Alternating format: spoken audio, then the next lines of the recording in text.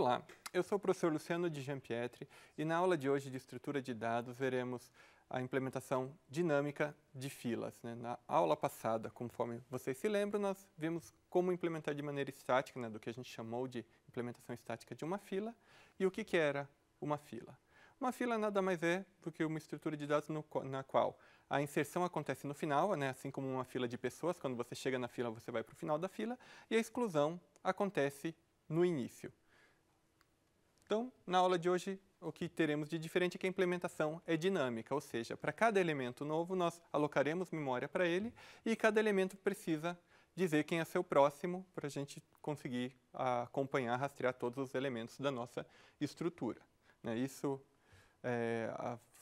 permite que a gente não desperdice memória, alocando um arranjo grande de antemão com o número máximo de elementos possíveis, e tem o custo de cada elemento ter que ter um ponteiro, um endereço para o seu sucessor. Além disso, a estrutura propriamente dita da fila ela vai precisar guardar o endereço, o ponteiro, para dois elementos. O elemento que está no início da nossa fila e o elemento que está no final da nossa fila, para a gente poder gerenciar, em particular, a inclusão e a exclusão de elementos. Então, a ideia geral de uma fila é a seguinte, a gente tem dois ponteiros, um apontando para o primeiro elemento da nossa fila, um apontando para o último elemento da nossa fila, e cada elemento aponta para o seu sucessor. Notem que nessa implementação a gente não vai utilizar lista duplamente ligada, cada elemento só aponta para o seu próximo, não aponta para o anterior, e a gente também não vai utilizar na cabeça. Poderíamos usar? Poderíamos, mas na implementação atual não utilizamos. Como que eu faço para inserir o elemento 8? Inserção em fila é inserção no final da fila. Então, a gente aloca a memória para o novo elemento, ele vai para o final da fila, então quem era o último da fila tem que apontar para ele como próximo.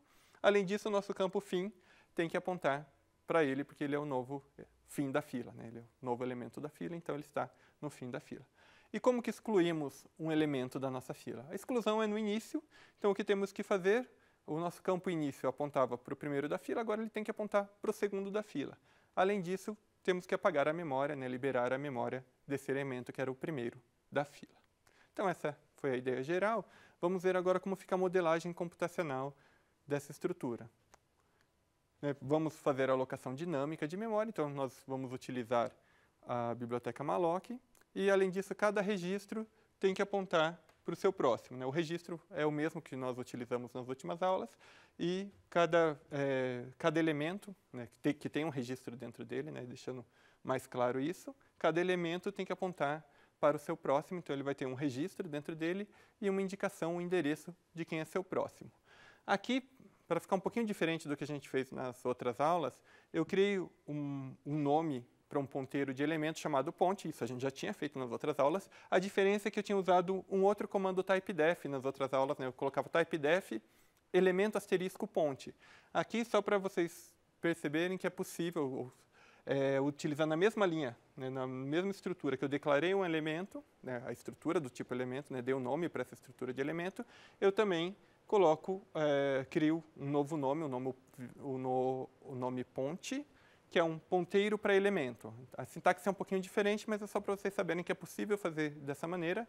É uma maneira mais enxuta de se fazer isso, e se vocês virem um código que usa isso, vocês já sabem o que significa. Então, temos o registro, a estrutura chamada de elemento, que é essa daqui, e além disso temos esse nome, ponte, que serve para indicar ponteiros para elemento. É a mesma coisa que elemento asterisco.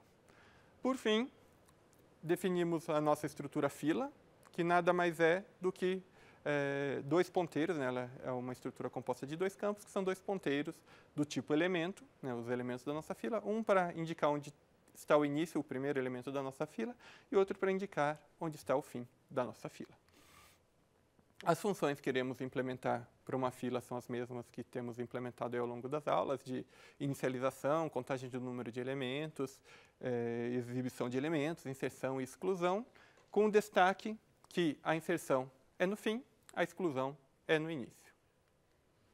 Então, começando pela nossa primeira função, a função de inicialização, o que precisamos fazer para iniciar uma fila? O usuário cria uma variável do tipo fila, passa para a gente o endereço onde essa estrutura está, e precisamos simplesmente acertar os valores de início e de fim dessa estrutura. Até porque a nossa estrutura em si, né? Ela só é composta por esses dois campos, já que não implementaremos o uso do nó-cabeça, né? Não utilizaremos o nó-cabeça na nossa implementação, só precisamos acertar esses dois ponteiros que vão valer null, né? Indicando que não tem ninguém na fila. Então, o início aponta para null, o fim aponta para null, a fila está vazia. Então, bem fácil o código dessa função, né? Recebemos o endereço de uma fila como parâmetros, f7 início recebe null, f7 fim recebe null. Então, essa aqui é a cara de uma fila recém-inicializada, né? É uma estrutura com dois campos, e os dois campos vão ter valor igual a null. Como que retornamos o número de elementos da nossa fila, né? A nossa estrutura não tem um campo número de elementos, então precisaremos percorrer os elementos. Já que a estrutura não é circular, então, depois do último elemento da fila, ele aponta para null. Então, a gente tem que percorrer os elementos até chegar no último, que a gente pode tanto reconhecer ele como sendo o registro apontado por fim, mas também é o registro que tem como próximo null. Então, a gente pode usar qualquer uma dessas duas características para descobrir quando a gente chega no fim. Então, a gente vai precisar percorrer todos os elementos e quando o nosso endereço, que está marcando o endereço atual, chegar em null, a gente sabe que terminou a nossa fila. Então, a nossa função chama tamanho, recebe o endereço de uma fila como parâmetro. Criamos uma variável auxiliar chamada end, que começa do primeiro elemento válido da fila, que está justamente o endereço dele é f7 início. A variável tam, que guarda o número de elementos já contados, começa com 0. E temos o nosso laço principal. Enquanto o endereço for diferente de null, o endereço recebe o próximo, ou seja, end recebe end setaprox, que é o endereço do próximo registro, do próximo elemento, melhor dizendo, e tam recebe tam mais 1 ou tam mais mais, ou seja, somamos 1 no contador de elementos válidos. E por fim, retornamos tam, que guarda justamente o número de registros, ou melhor, o número de elementos válidos da nossa lista.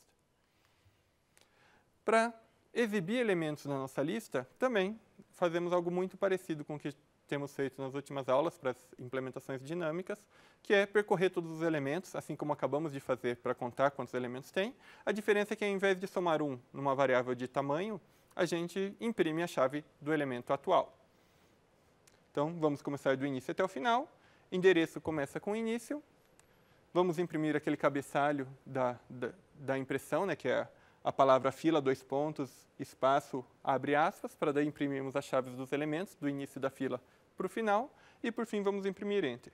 Nesse núcleo principal, nesse laço principal do nosso código, enquanto o endereço for diferente de null, nós imprimimos a chave do endereço atual e o endereço recebe o endereço setaprox, ou seja, ele estava apontando para um dado registro, agora ele vai apontar para o registro seguinte, ou para o elemento seguinte da nossa lista.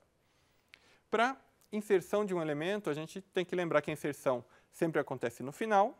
E qual que é a lógica da inserção, né, numa estrutura dinâmica, numa implementação dinâmica? A gente tem que alocar a memória para o elemento novo, copiar o registro para dentro desse elemento e acertar alguns ponteiros. Quais ponteiros?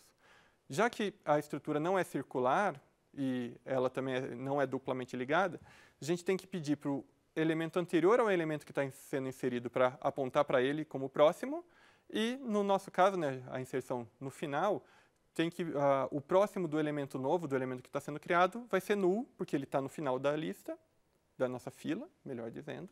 E temos uma questão adicional aqui, que a gente tem aquele campo fim da nossa estrutura lista, que tem que agora apontar para esse novo elemento. Ele apontava para quem estava no fim antes desse elemento ser inserido, agora tem que apontar para o novo elemento.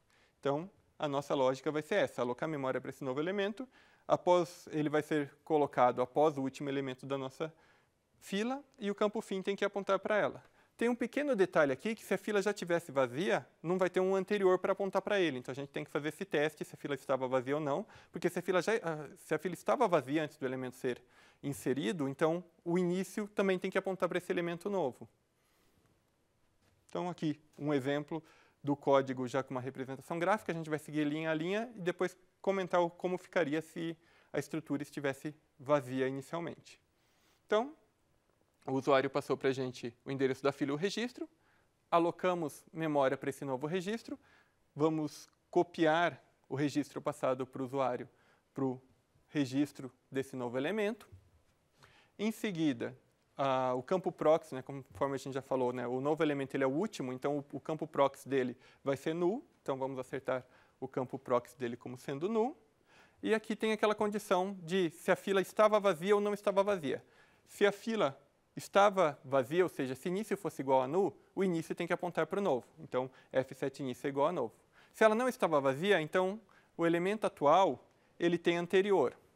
E quem é o anterior dele? É quem estava no final da fila antes dele ser inserido. Então, f seta fim, seta prox, recebe novo, ou seja, o elemento novo ele é o próximo de quem estava no final da fila antes dele ser inserido. Então, são as duas condições. Ou a fila estava vazia e daí o início aponta para ele, caso contrário, existe um anterior a ele e esse anterior tem que apontar para ele como próximo.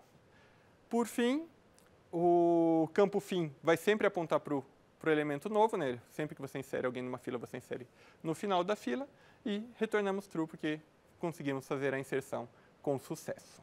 E se a fila estivesse vazia? A diferença da inserção na fila vazia é que o elemento novo ele é tanto o início da fila quanto o final da fila. Então, a única diferença é nesse if que perguntava se a fila estava vazia, né, se o início era igual a null ou não. O resto da implementação é igual. Alocamos memória para o elemento novo, copiamos o registro passado pelo usuário para o elemento novo. O próximo do elemento novo é null, ele está no final da fila. O que muda é que o início e o fim agora apontam para ele. O fim já ia apontar para ele de qualquer forma, o que muda é que agora o início também tem que apontar para ele, porque ele é o único elemento da nossa fila. Para excluirmos um elemento, lembramos que exclusão em fila é do primeiro elemento da fila, e assim como fizemos em outras implementações, se a fila não estiver vazia, vamos excluir esse elemento, e além de excluí-lo, a gente vai copiar o valor do registro dele para um endereço de memória passado pelo usuário. Além de copiar isso, né, o registro, o que mais que a gente precisa fazer? O elemento estava no início, então o campo início apontava para esse registro, para esse elemento. Agora o campo início tem que apontar para o próximo elemento da fila, quem era o segundo da fila, ou seja, para o próximo de quem está sendo excluído. Além disso, temos, obviamente, que liberar a memória do elemento que está sendo excluído. Um cuidado, né, especial que a gente precisa ter também para exclusão é que pode ser que o elemento que foi excluído era o último da fila. Como assim? Se a gente sempre exclui do início. Se a fila só tivesse um elemento, o início é o fim também. Então, se isso acontecer, a gente tem que lembrar de atualizar o campo fim para null. Se a fila ficou vazia depois da exclusão do elemento, não só o início vai apontar para null, mas o fim também vai apontar para null. Vamos acompanhar aqui a função de exclusão linha por linha, né?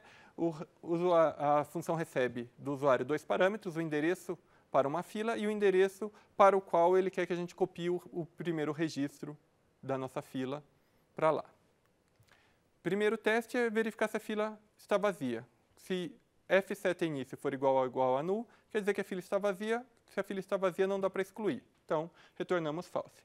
Caso contrário, será possível excluir. Então, o que vamos fazer? Primeiro, copiamos o registro atual, né, que está lá no início da nossa fila, para a memória apontada pelo usuário. O usuário deu o endereço de memória para a gente copiar o nosso registro para lá.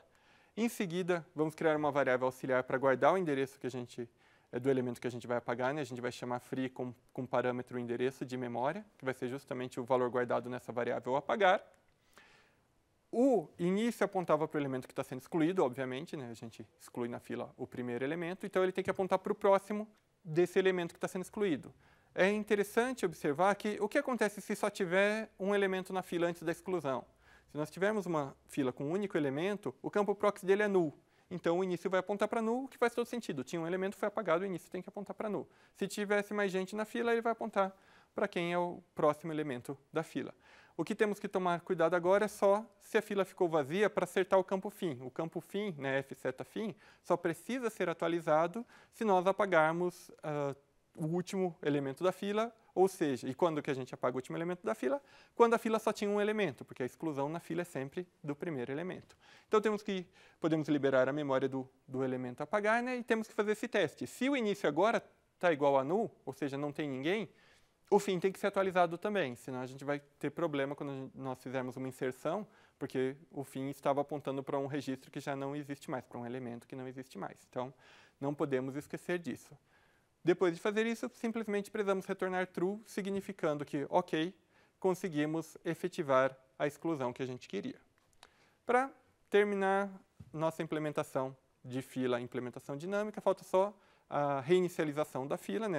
É uma fila que o usuário já estava usando, ele quer que ela seja reinicializada, ou seja, que a gente libere toda a memória dos elementos válidos para ele poder continuar usando a fila, mas agora do zero novamente, assim como quando ele inicializou. A diferença é que agora já existem potencialmente elementos válidos na nossa fila. Então, o que a gente precisa fazer é apagar todos os elementos válidos da nossa fila e por fim, acertar o campo início e fim para apontar para null, indicando que a nossa fila está vazia. Como que faremos isso? Vamos aqui linha por linha. Vamos percorrer todos os elementos válidos, começando do início. Então, o end recebe f7 início. Enquanto o end for diferente de null, criamos uma variável apagar que guarda o endereço do elemento atual. O endereço atual vai para o próximo, o end recebe end setaprox e damos um free na variável apagar, excluindo da memória, desalocando a memória do elemento atual. Ao final desse laço principal, precisamos acertar o campo, os valores do campo início e do campo fim. Então, f7 início recebe null, f7 fim também recebe null. Com isso, terminamos aí a implementação dinâmica, né, que a gente chamou de dinâmica da nossa fila. Lembrando que na aula passada vimos a implementação estática. Muito obrigado por assistirem essa aula. Vejo vocês na próxima aula.